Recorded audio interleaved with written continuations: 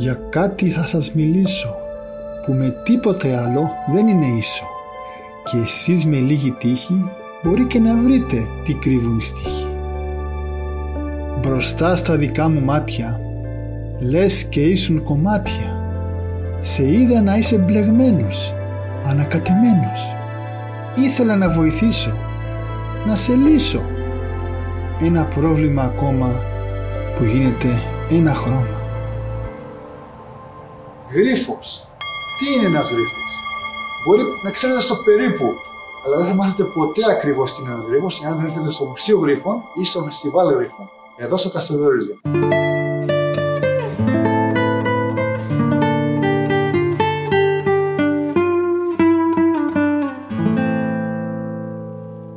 Το φεστιβάλ αυτό δίνει την ευκαιρία και σε ανθρώπους από όλη την Ελλάδα, πολύ σημαντικές προσωπικότητες, ομάδες εξαιρετικές, να συναντηθούν, να περάσουν όμορφα, να αλληλεπιδράσουν και να χαρούν αυτή την τεράστια παρέα που δημιουργείται αυτό το τριήμερο στο Καστελόριζο.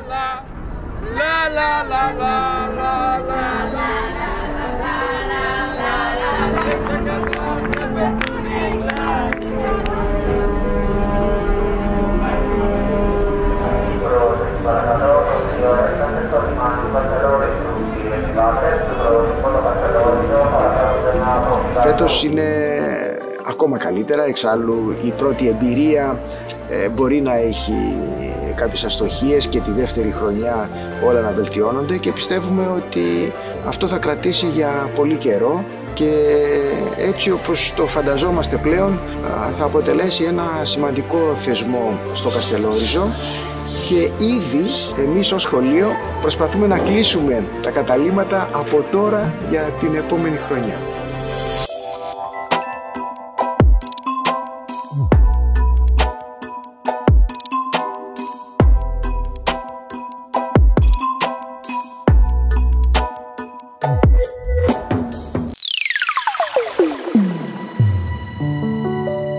Πώς ένα όραμα γίνεται πραγματικότητα, εμείς το κατορθώσαμε. Είμαι η Ελένη Γραμματικοπούλου. Τα τελευταία 30 χρόνια της ζωής μου ασχολούμαι με την επικοινωνία της επιστήμης. Σας μιλάω από το Καστελόριζο, από το κρητικό μας νησί, όπου για δεύτερη φορά πραγματοποιούμε το Φεστιβάλ Γρίφων Καστελορίζου.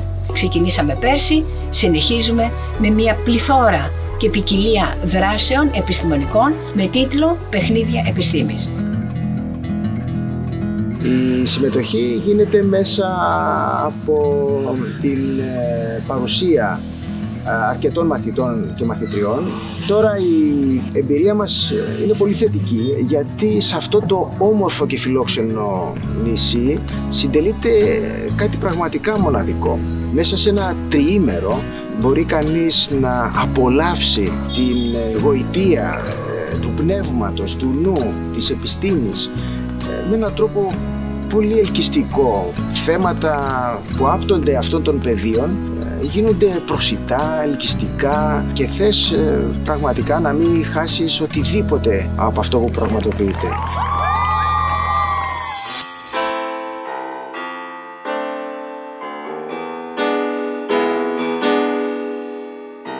Γρίφοι για μας, σπαζοκεφαλιές, ζητούμενα, είναι οτιδήποτε αγωνίζει το μυαλό, μας φέρνει σε επαφή με τη γνώση μέσα από το παιχνίδι.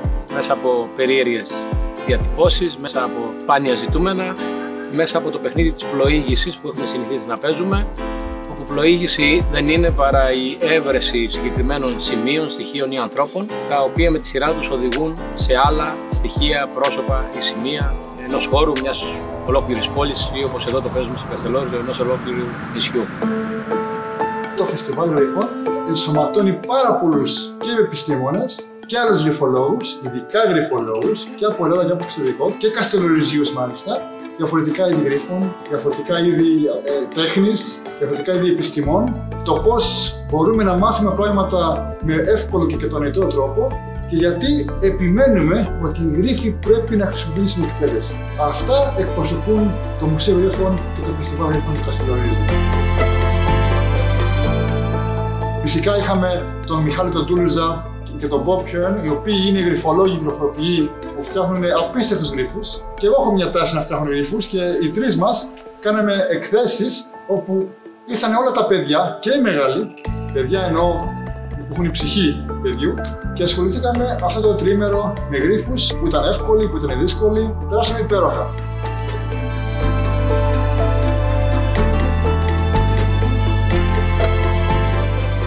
Είναι ένα γεγονός που αναδεικνύει και το νησί αλλά και την επιστήμη στο να μπορεί κάποιος να κατανοήσει με πιο προσιτό τρόπο ίσως δύσκολα πράγματα, αλλά και να μπορέσει να ερωτευτεί λίγο με αντικείμενα που μπορεί να φαίνονται αρχικά δύσκολα, αλλά στην πραγματικότητα να είναι ένα παιχνίδι.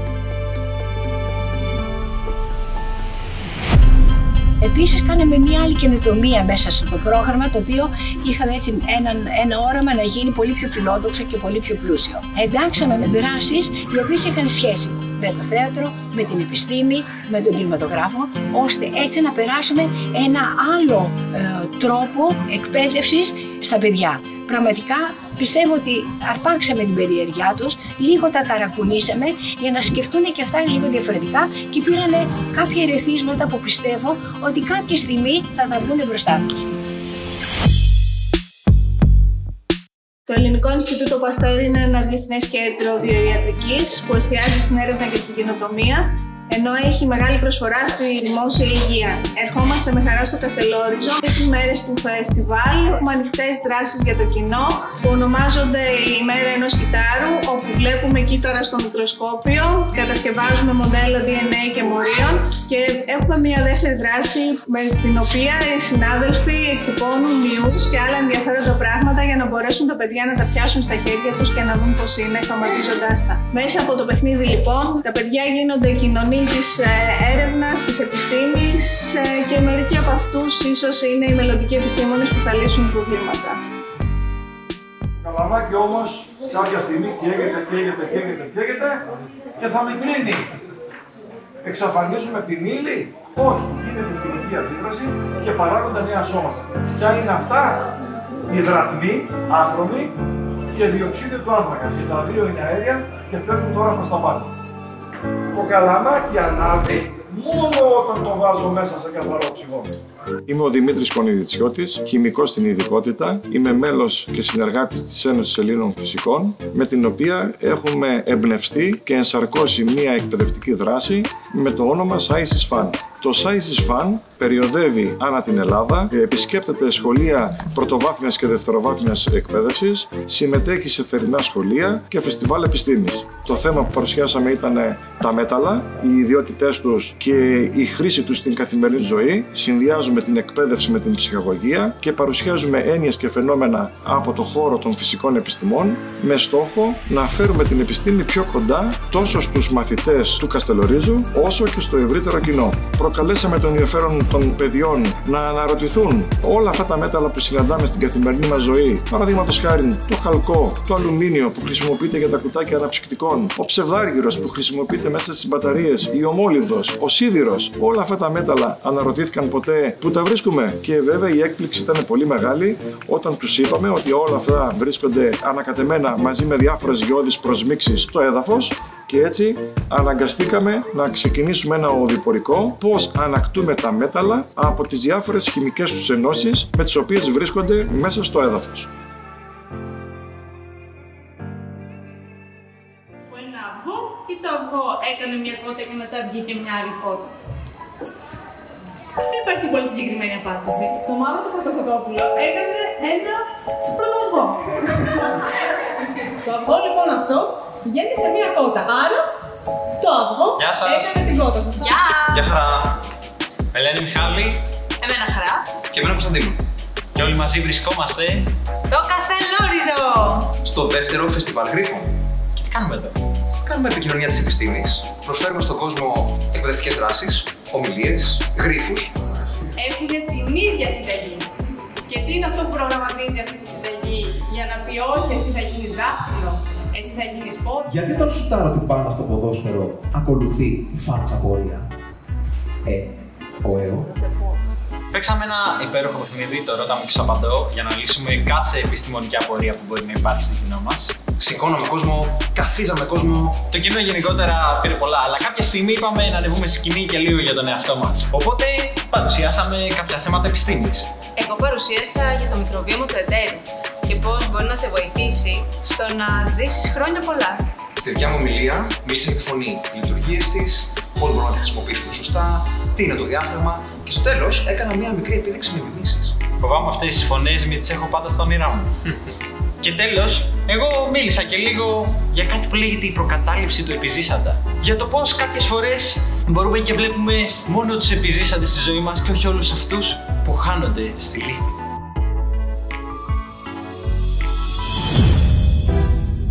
Είμαι ο Πέτρος Εψωμάς, εκπροσωπώ το Πλήρωμα 94, μια ομάδα που έρχεται στο Καστελόριζο από τη μακρινή Πάτρα για δεύτερη συνεχόμενη χρονιά να συμμετάσχουμε στο Φεστιβάλ Γρίφων. Ένα φεστιβάλ το οποίο μας προσκάλεσε γιατί εμείς αγαπούμε τους γρίφους που έχουμε μάθει να λύνουμε, αλλά και στην πορεία να διοργανώνουμε παιχνίδια με αυτούς. Φέραμε κάποιες από τις δράσεις μας. Μία εκτελήχθηκε το πρωί του Σαββάτου στα Τράπιο Σχολή. Είναι η δράση με τα φαντάσματα. Φέτος την εκτελήξαμε σε ολόκληρη την ακτογραμμή του Καστελόριζου. Συμμετείχαμε στις δύο τελετές, την τελετή έναρξης που όπως και πέρσι φροντίσαμε να έχει έτσι ένα χαρακτήρα γιορτής, φαντασμαγορικό, και την τελετή λήξης με τις απονομές.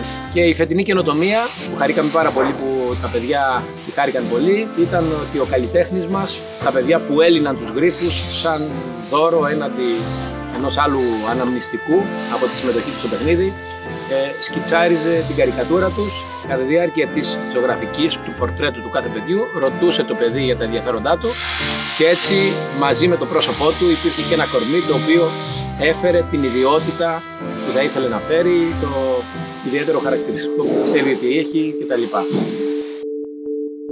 Τα εκπαιδευτήρια Ροδίων Παιδεία συμμετέχουν με μία, ας το πούμε, εισήγηση με το πρόγραμμα RoboPices, που ουσιαστικά είναι η κατασκευή ρομπότ σε σχήμα ψαριού για διάφορες εφαρμογές. Μιλήσαμε για τις ρομποτικές και τις υποθαλάσσιες ρομποτικές κατασκευές, πώς μπορούμε να προσομοιώσουμε τη συμπεριφορά των ψαριών στη θάλασσα και με ποιον τρόπο θα μπορούσαν αυτές οι ρομποτικές κατασκευές να αντιμετωπίσουν προβλήματα και προκλήσεις του θαλάσσιου οικοσυστήματος. Αφού κατασκευάσαμε τις ρομποτικές κατασκευές, τα παιδιά είχαν τη δυνατότητα να φτιάξουν πρωτότυπα με άλλα δομικά υλικά, με εκπαιδευτικά υλικά και να τα προγραμματίσουμε σε συγκεκριμένες πλατφόρμες προγραμματισμού. Είχαμε τον καθηγητή Μιχάλη Λάμπρο από το Πανεπιστήμιο Κρήτης, ο οποίος ουσιαστικά φτιάχνει φοβερά θέματα για τον διαγωνισμό Κακουρό, ο οποίος διαγωνισμός είναι διεθνής διαγωνισμός. Είμαι ιδιαίτερα χαρούμενος όχι μόνο για το χώρο που είναι υπέροχος, αλλά και το περιεχόμενο του φεστιβάλ, γρίφη με την ευρεία έννοια, μέσα σε αυτά και τα μαθηματικά. Η ιδέα είναι να προβάλλουμε την επιστήμη και τη γνώση από διασκεδαστική πλευρά. Στο μαθηματικό μέρος που ανέλαβα εγώ, έχω ωραία μαθηματικά, πολύ έξυπνους συλλογισμούς, τελείως διαφορετικούς από αυτούς που θα άκουγε στο σχολείο ένας μαθητής, που εκεί η ιδέα είναι να έχει μια γενική παιδεία. Ακριβώς γιατί αυτό που έχω στο νου είναι να μπορεί να ανακαλύπτει καινούριους συλλογισμούς. Δηλαδή με το παιχνίδι να βλέπει κάτι που δεν έχει ξαναδεί, να του είναι όμως προσφυλές, πολύ έξυπνο το επιχείρημα, γιατί πάντα στο νου έχω μια φράση του Πλάτωνα. Λέει ότι για την παιδεία, για τη γνώση πρέπει να έχεις αγχήνια, και μας εξηγεί ότι είναι η ικανότητα να εφευρίσκεις και πράγματα για τα οποία δεν έμαθες. Δεν θα τα μάθουμε όλα στο σχολείο, όμως πρέπει να έχουμε την ικανότητα από αυτά που ξέρουμε να κάνουμε συμπερασματολογία και να βγάζουμε καινούργια συμπεράσματα σε οτιδήποτε. Η επιστήμη, η πρόοδος επιστήμης είναι ακριβώς το νέο στοιχείο που θα ανακαλύψεις βασιζόμενος σε αυτά που έχεις διδαχθεί.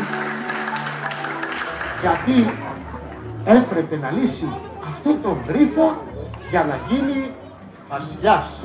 Είσαι και βασιλεύεις και τον κόσμο κυριεύεις.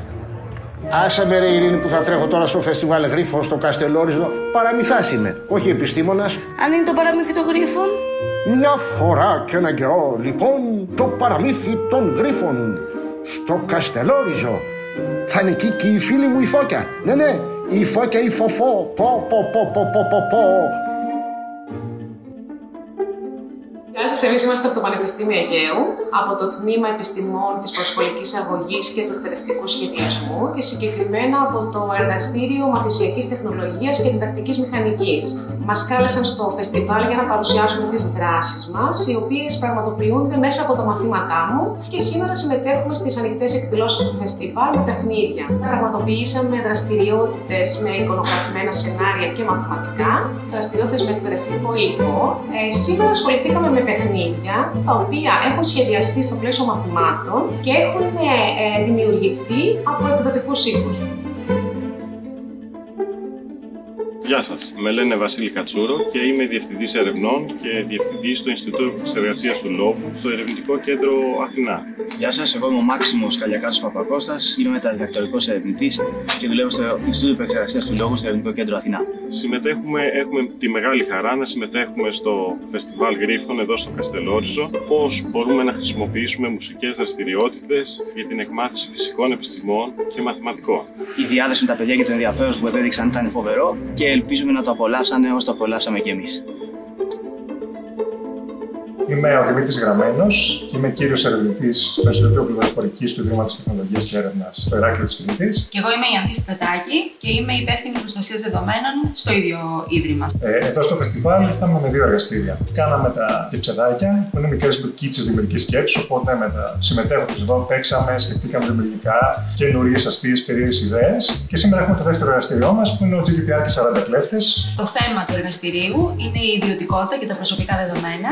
Και είναι μια προσπάθεια να μιλήσουμε για ένα δυσπρόσιτο θέμα, μια νομοθεσία για τα προσωπικά δεδομένα, με έναν τρόπο παιχνιώδη και δημιουργικό, χωρίς να έχει ο άλλος την αίσθηση ότι διδάσκεται, αλλά ωστόσο να μαθαίνει και ταυτόχρονα να σκέφτεται δημιουργικά.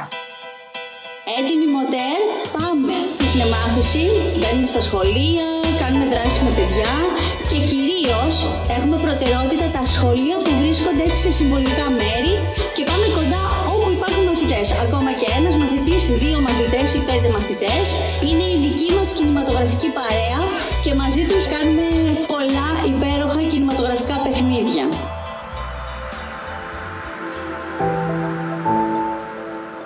Βρισκόμαστε στο Καστελόριζο για δεύτερη χρονιά για να εμπλουτίσουμε τις δράσεις αστρονομίας του Φεστιβάλ Γρίφων και να δώσουμε την ευκαιρία στους επισκέπτες να απολαύσουν τον ουρανό και να κατανοήσουν τα ουράνια σώματα που μας περιτριγυρίζουν. Ο κόσμος είχε αυτές τις μέρες την ευκαιρία να ταξιδέψει μαζί μας στο ηλιακό σύστημα, να αγγίξει πραγματικά τους πλανήτες και να ταξιδέψει μαζί μας στο σύμπαν. Μικροί και μεγάλοι έκαναν ενδιαφέρουσες ερωτήσεις και έμαθαν για διάφορα φαινόμενα περίεργα που συμβαίνουν στους πλανήτες, όπως η ηφαιστειακή δραστηριότητα, όπως βροχή διαματιών σε μερικούς πλανήτες, όπως ισχυρά μαγνητικά πεδία και σέλας σε άλλους πλανήτες που δεν μπορούμε να δούμε εμείς, ενδιαφέροντα ονόματα σε δορυφόρους και για τους δακτυλίους που ίσως υπάρχουν σε περισσότερους πλανήτες από ό,τι νομίζουμε. Φεστιβάλ Γρίφων Καστελόριζου με το Αστροσκοπείο Αθηνών. Εγώ είμαι ο Τσιμπίδας ο Δημήτρης, είμαι αστρονόμος του Εθνικού Αστροσκοπείου και ήρθαμε σε αυτό το σημείο της Ελλάδας για διάφορες δράσεις. Ηλιακή παρατήρηση, εκτόξευση νεροπυράβλων, νυχτερινή παρατήρηση στο αεροδρόμιο με τηλεσκόπιο των νυχτερινών αστερισμών και της μυθολογίας τους,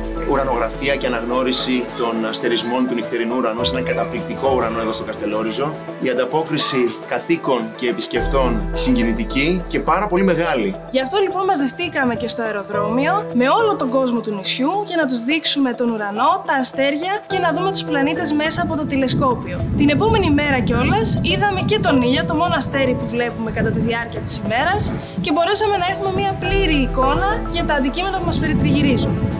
Δόθηκε ευκαιρία στον κόσμο να παρατηρήσουμε τις κοιλίδες του ήλιου. Αυτές τις μέρες ο ήλιος είναι πάρα πολύ δραστήριος, έχει πάρα πολλές κοιλίδες και είναι στο πλαίσιο της ηλιακής δραστηριότητας του ήλιου που αυτά τα χρόνια ολοένα και αυξάνεται.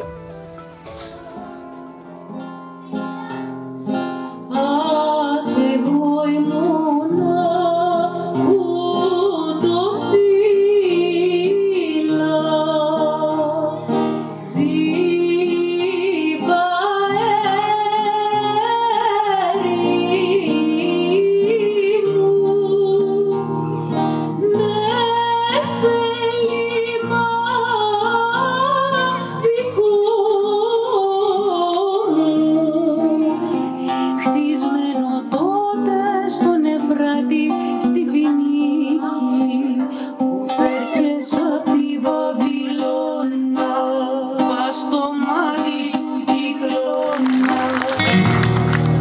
Φεύγουμε από το νησί με μεγάλη ικανοποίηση. Και το δεύτερο φεστιβάλ γρίφων εστέφθη με τεράστια επιτυχία. Συγχαίρουμε τους διοργανωτές και όλους αυτούς τους φορείς, τους επιστημονικούς που ήταν εδώ. Είναι ένα πολύ ωραίο γεγονός εδώ το φεστιβάλ, γιατί δίνει και τη δυνατότητα να παρουσιάζονται και άλλα πράγματα και άλλες επιστήμες. Και το κάνουμε με χαρά, τα παιδιά χαίρονται πάρα πολύ, ακούνε πράγματα καινούρια, πρωτόγνωρα, τα βλέπουν από μια σφαιρική εικόνα και από χαριτωμένη εικόνα. Τους ευχαριστούμε όλους από καρδιάς, γιατί χωρίς συνεργασία, χωρίς αγάπη, χωρίς πίστη σε κοινούς στόχους, τίποτα δεν μπορεί να πετύχουμε και τίποτα δεν μπορεί να γίνει πραγματικότητα σε οποιοδήποτε στάδιο και σε οποιοδήποτε πεδίο της καθημερινότητάς μας.